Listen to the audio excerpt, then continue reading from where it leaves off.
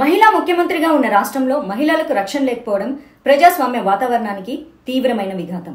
అవును, దేశంలో జరిగే సంఘటనల పట్ల వాస్తవాలు తెలుసుకోకుండా ప్రకటనలు గుప్పించే మమతా బెనర్జీ తన సొంత పశ్చిమ బెంగాల్ రాష్ట్రంలో ముఖ్యమంత్రిగా బాధ్యతలు నిర్వహిస్తూ జూనియర్ వైద్య విద్యార్థిని పట్ల జరిగిన దారుణ మారణకాండను సరైన దిశలో విచారించకుండా ప్రచార ఆర్భాటాల కోసం బాధ్యతలు విస్మరించి నిరసన ర్యాలీ చేస్తాననడం హాస్యాస్పదం కదా.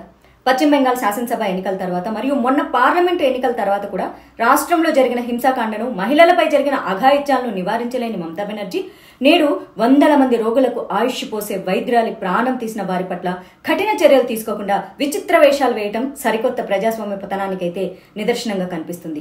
మహిళగా ముఖ్యమంత్రిగా ఉన్న మమతా బెనర్జీ సాటి మహిళలపై జరిగినటువంటి తీవ్ర అత్యాచారాన్ని ఖండించి నిందితులపై కఠిన చర్యలు తీసుకోవటానికి సిద్ధపడాల్సింది పోయి ప్రతిపక్షాల్లాగా ర్యాలీలు, నిరసనలు తెలియజేస్తామండం కేవలం సంఘటనని పక్కదారి పట్టించడమే అవుతుంది. అవునా కాదా?